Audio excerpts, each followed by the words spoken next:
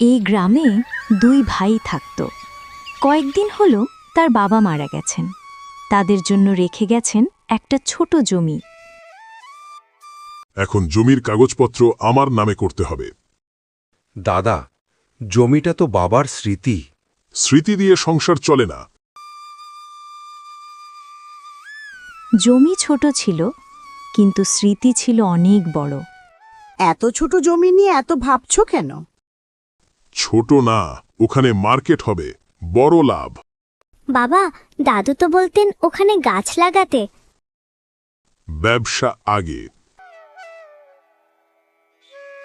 আমরা তো কষ্টেই আছি। জমি বিক্রি করলে কিছু টাকা পাবো।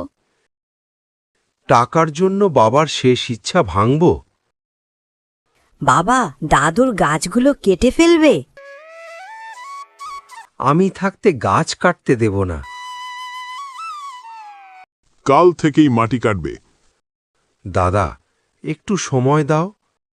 আইন আমার পাশে। তোমার বাবা কাটছিল কেন? দাদুর গাছ বাঁচাতে চায়। বাবা কি ভুল করছে? সাহেব, শুরু করব? হ্যাঁ, শুরু করো।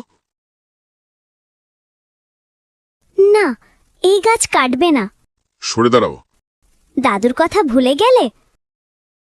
জমি তোমারই থাক, কিন্তু একটা কোণা রাখি যেখানে বাবার লাগানো গাছ থাকবে।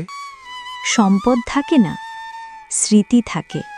আমি লোভে অন্ধ হয়ে গেছিলাম। এই জায়গার নাম হবে বাবার স্মৃতি উদ্যান। এখন তুমি সত্যি বড় হলে দাদা। দাদু খুশি হবে। লোভ মানুষকে অন্ধ করে। পরিবার ভাঙলে কেউ যেতে না।